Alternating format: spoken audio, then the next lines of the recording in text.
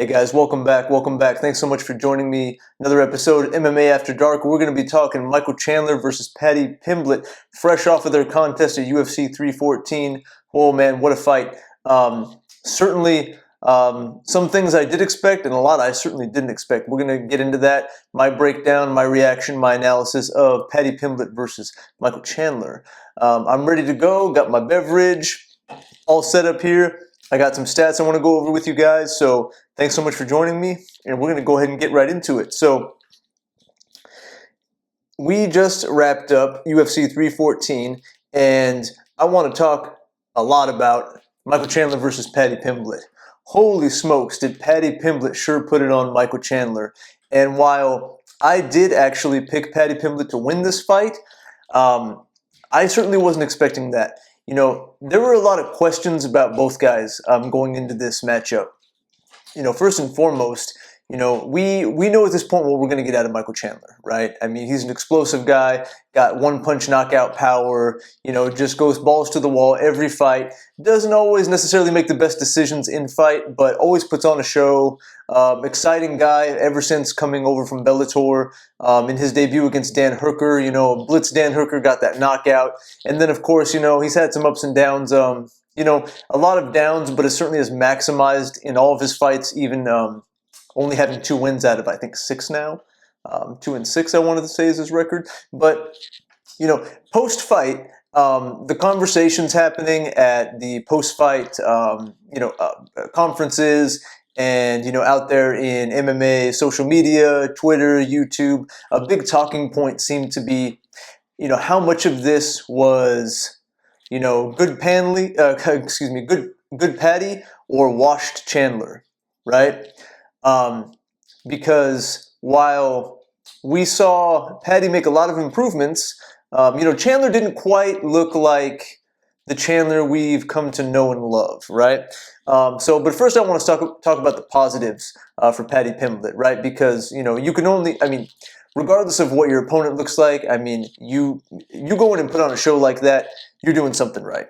Right, he beat him from pillar to post. I mean, Chandler had a decent first round. He did get some takedowns, landed some shots from the back.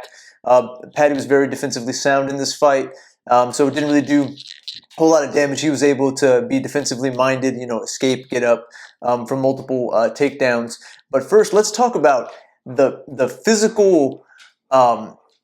physicality of Paddy visually in this fight.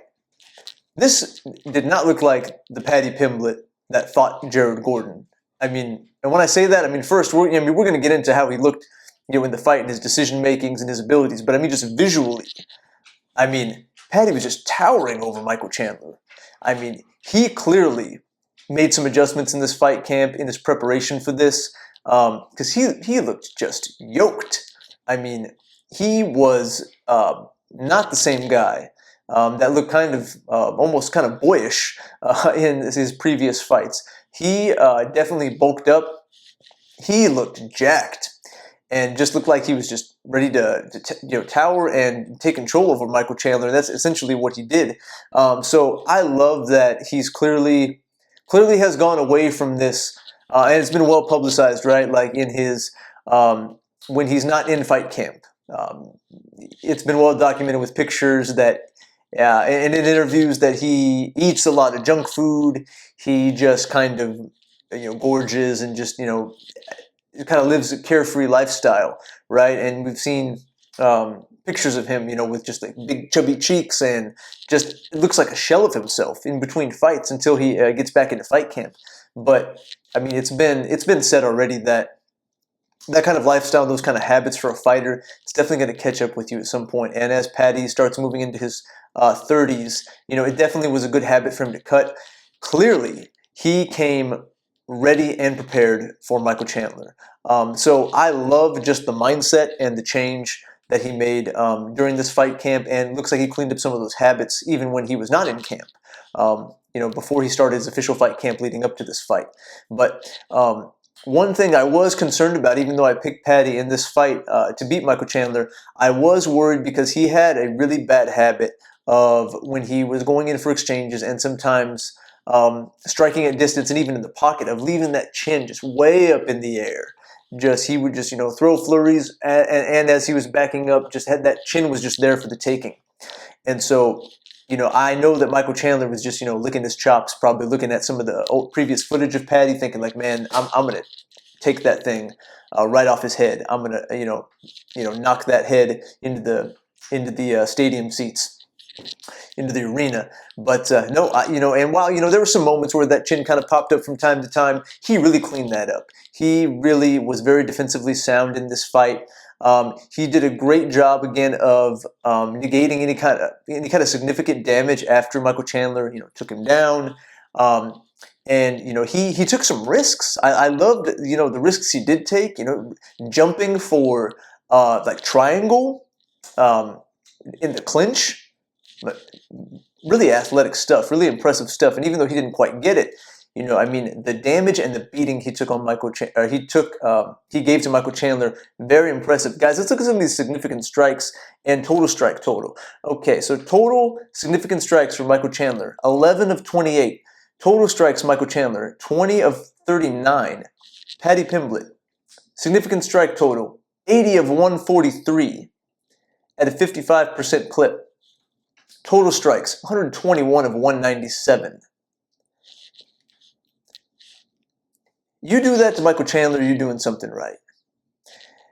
Because we've seen in Chandler's previous fights that it very much goes tit for tat. He'll take one to get one, but we haven't seen a Michael Chandler fight with numbers like this. Have we seen some fights where, there's pretty good discrepancy, especially in the later rounds? Of course. But, when you look at these numbers, even myself, you could be the biggest Paddy believer in the world. I don't think anyone was predicting him putting up these kind of numbers against Michael Chandler. So I love that he gave him some different looks. There was the threat of the jiu-jitsu. There was the threat of the striking. And, he went in there and he showed that, he can stand toe-to-toe and bang with him and put a ton of damage on him. And also he showed that he can take a punch, because there was a couple, I think, in that first round where Chandler got him pretty good, landed some pretty clean, heavy strikes, and Paddy ate them and, kept going. He kind of acknowledged him like, oh, okay, yeah, you got me good, but, I'm right back in your face. So very impressive stuff from Paddy Pimblett. Also, Michael Chandler, not a guy that has gotten finished a lot while in his tenure in the UFC. So really impressive stuff from Paddy to be able to come in and finish him. His last fight against Oliveira, went the distance. I think previous to that, he was finished, of course, by Dustin Poirier in the third round. But again, a brutal back and forth brawling fight. So he's not a guy that just goes quietly into the night. He's a guy that will continue to hang around and be tough. He believes in himself. He believes in his ability to get in there and stand toe-to-toe with any opponent in the lightweight division. Okay, so very impressive stuff from Paddy Pimblett. Best case scenario for him, regardless of the version of Michael Chandler that you're getting. Okay, but it does beg the question: how much stock do you put into this victory moving forward, as far as who should be next for him? Because there's already people saying, give Paddy a title shot after this, because of all the craziness at the top of the division right now, right? We have Arman that's kind of been, he's, in my mind, clear number one contender, but, the pullout of last minute against the champion Makhachev clearly left a sour taste in the UFC's mouth, so they've kind of shelved him for a little bit, it seems. And you got Oliveira that's just kind of hanging around, seeing what's happening. Ilya is up in the air as moving up. He's saying he was promised the title shot. So it does make sense from that perspective that the stars have aligned for them to kind of shoot a guy that's in the mid to bottom tier of the top 15 in a potential title shot, just for some parity, right? Because things at the top are so crazy right now. So we have to get to the other side of the coin now, right? In answering that question of, how much stock do you put into this victory? Couldn't have gone any better for Paddy. No matter what version you're getting of Chandler, he did what he was supposed to do. he beat him to a pulp. He dominated him, pillar to post. He beat him, um, bloodied him up. He beat him like a kid that got suspended from school. I mean, let's just call it what it is. I don't know if we've ever seen Michael Chandler done quite like this. He had to walk away from that fight feeling not great about his future prospects in the UFC as far as any kind of significant hopes to be in the title picture anymore. Not that I thought he was there anyway, but there are people out there that seem to think that Chandler is always one win away from a title shot. I think those days are pretty well behind us at this point. But when I was watching this fight, I couldn't help but notice that this didn't quite seem to be the same Michael Chandler that we saw even in his last fight against Charles Oliveira. And certainly not the same guy that we saw fight Justin Gaethje, Dustin Poirier, the guy that was just bouncing around back and forth, in particularly in those early rounds, right? A guy that would just explode on you again and again and again and again and again and have pretty good success taking you down and controlling you like he did with Dustin Poirier in their contest. He seemed to be pretty much gassed after that first round. He got flat-footed really quick, really heavy-footed. He didn't seem to have that same explosivity that he typically does. And he just could not seem to get into that same Michael Chandler gear anymore. Now, part of that is because of what Paddy was able to do to him. So we got to give Paddy credit for that in that respect. But I just couldn't help even seeing that first exchange. And I have this vision in my head of Michael Chandler because I love rewatching his fight with Dustin Poirier where he's just bouncing back and forth, right? He's got that lead leg out in front of him, just ready to explode. And when he does, he's throwing kicks at him. He's swinging wild. He's in his face. But he was able to continue to sustain that pretty much until the third round when he ultimately got finished. I just did not see that same guy in this fight. It looked like his age is finally starting to show, which is already incredible at 38. Okay, but guys, it does have to be said. Michael Chandler is going to be 39 years old in, I think, 10 days. Okay, 39 years old in 10 days in a very, very tough, competitive, grueling lightweight division. We think about the fights that he's been involved in since he's come over to the UFC from Bellator. Brawl after brawl after brawl after brawl. Prior to that, and if you guys haven't seen any of his previous fights in Bellator against Eddie Alvarez, Patricio Pitbull, the guy's got some mileage on him. A lot of mileage. He's got more mileage on him than your grandma's station wagon that's parked in the garage. Okay, this guy has been in battle after battle after battle after battle. So it's quite amazing that he's been able to continue to stay pretty athletic during this time, continued to stay pretty explosive all the way into his late 30s. Incredible. It truly is, because not a lot of guys at lightweight can sustain that amount of damage over years after years of battles and battles and battles and continue to stay, not only continue to fight, but stay relevant. Stay relevant in the rankings, relevant for the time in the title picture. Michael Chandler's had a successful career, no question. But guys, he has clearly now arrived at that point to where he is not the Michael Chandler, again, that we saw against Gaethje, against Poirier, against the first fight against Oliveira, against Dan Hooker, against Tony Ferguson. He's just not that same guy anymore.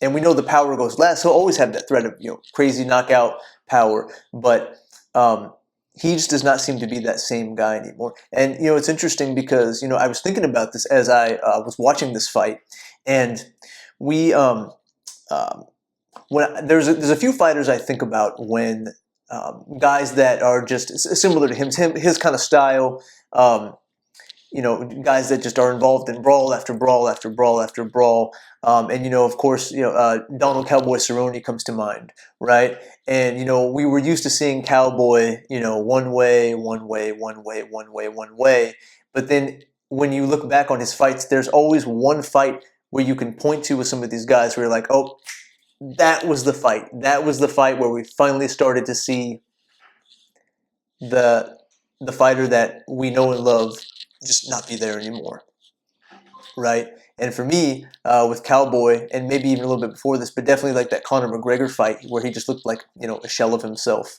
and then of course, we think about Tony Ferguson.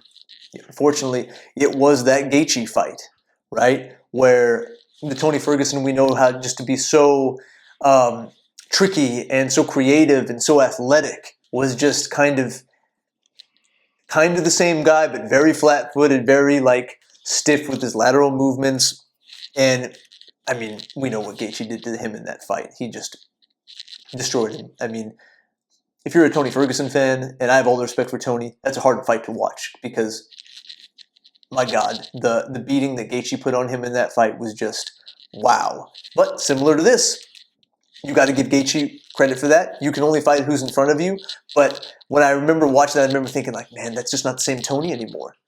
With Cowboy, when he fought Conor, man, it's just not the same Cowboy anymore. And now finally the time has arrived, unfortunately, for Michael Chandler, where Paddy fought a version of him that was just not that same caliber of Michael Chandler that we're used to. Man, would it have been interesting to see that version of Chandler that fought Gaethje in this fight, right? Or the guy that fought Poirier in this fight. And guys, we forget because we think, man, it wasn't that long ago, right? But that 2-year layoff for Chandler, man, I just think that was really a bad idea. I know he waited around quite a bit for that Conor sweepstakes, but 2 years was so risky when I think he was already 35, if not 36 at the time, when he decided he was going to wait out for that fight. Man, that was a bad decision. It was just not wise for his career, for his abilities, right? And for him to just maximize on whatever time he had left in his career to make money, to put on exciting fights. 2 years in a sport where your career can just be over just like that. Not a wise decision. But with the questions we had about Paddy going into this, you had to think, okay, maybe, Chandler, this could be a winnable fight for Chandler. But the time now is the time where we need to start thinking of booking Michael Chandler in different kinds of fights. Because, you look at the lightweight division right now, guys, and, you go up and down the rankings, and while he's not going to necessarily drop out of the rankings, you do have to start to wonder, like, are there any guys that he can really hang with at this point? Let's start at 15, Ignacio Bahamondes. I don't love that for him. Guy's dynamic striking. Grant Dawson, maybe. I just think that Grant can probably outgrind him and grind out a victory. Benoit Saint Denis, who's got terrible defense, there's always a chance with that. Paddy Pimblett, who we just lost to Fiziev, no, I don't love that for him. Hanato Moicano, maybe, but again, like, the problem is all these guys, for the most part, are also still in their prime years, their prime fighting years. Beneil Dariush, possible. Gamrot, don't love that for him. Dan Hooker, this new invented version of Dan Hooker, I don't love that for him either. Dustin Poirier, we know he's got the one fight left. They're not going to rebook that. Max Holloway, absolutely not. And then, of course, he's not getting anybody in the top 5. Then you get into Gaethje, Oliveira, and Sarukian before you get to the champ Makhachev again. I just don't think that we need to be booking him in any kind of relevant fights in the top 15 anymore. Now, he'll still retain his ranking, most likely, but we got to start looking at beyond the top 15 for Chandler at this point, unfortunately, because he just does not seem to have that same explosivity anymore, unfortunately. And you also just have to wonder, just in general, like, how many fights does he have left, right? I would imagine at 39, probably not too many. So you don't want to book him in any more fights where he's just going to get, beat to a pulp again. And that's crazy to say about a guy like Michael Chandler, because usually he's the one, even in the losses, dishing out a beating as well. But, man, Paddy walked away from this looking like he could fight next weekend. Not typically what we see out of guys that go into a fight with Michael Chandler. Right, so you got to start looking at things a little bit differently for him. We had Jim Miller recently also fought on this card. I wouldn't hate that at all. Jim looks still really good for his age, and Chandler's kind of slowed down now to the point where a Jim Miller Michael Chandler fight, actually, pretty competitive.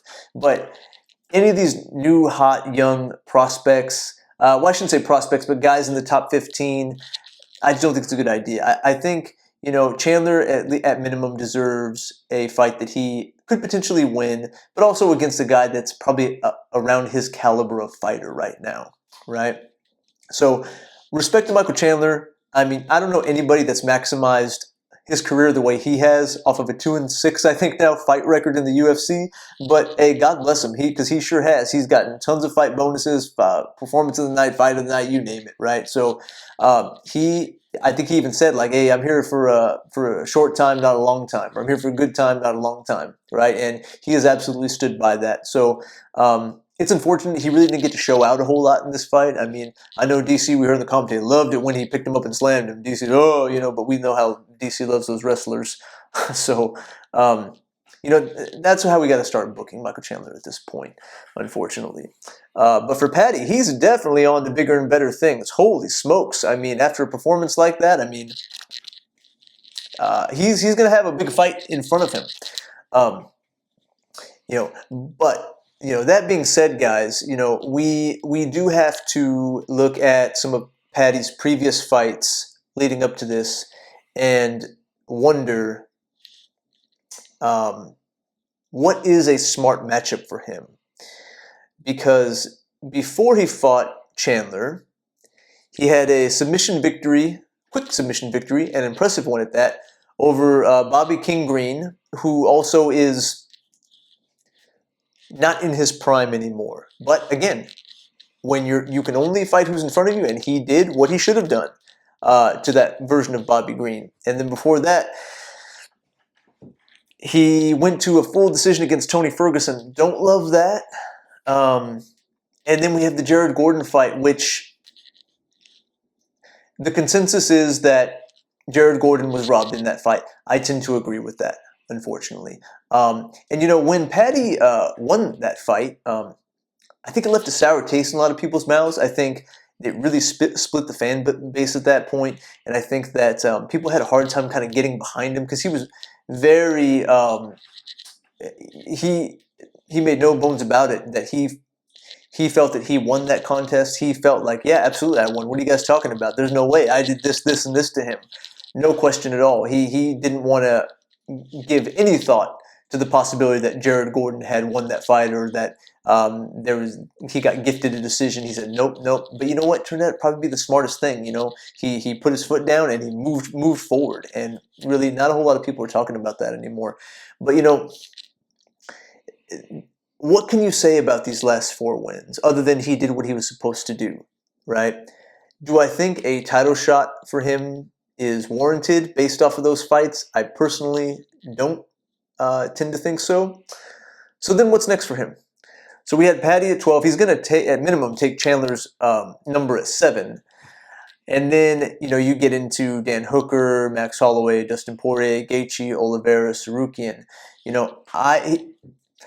I would love to see, if they want to insert him into somebody in the top 5, I would love to see him fight Charles Oliveira. I love when he got on the mic after the fight, or I think it was actually in the post-fight press conference that he did. He stated that it's been long accepted that Charles is the best submission artist, right? The best jiu-jitsu guy in the lightweight division, and he said, I'm ready for that test. I'm ready to show you that I'm the best submission artist. I'm the best jiu-jitsu guy. My jiu-jitsu and submission game can best Charles do Bronx Oliveira. So I think that'd be fun. I think that'd be a good time. And if he does take Chandler's number at 7, that's a totally reasonable fight to make and a fun one at that. Winner gets next title shot. I'm all for it. Fun fight. Curious to know what you guys think. How much stock do you guys put into this Paddy Pimblett victory combined with his previous victories? And where does Michael Chandler go from there? Those are my thoughts on it, guys. Thanks so much for joining me. I'll see you next time on MMA After Dark. Cheers.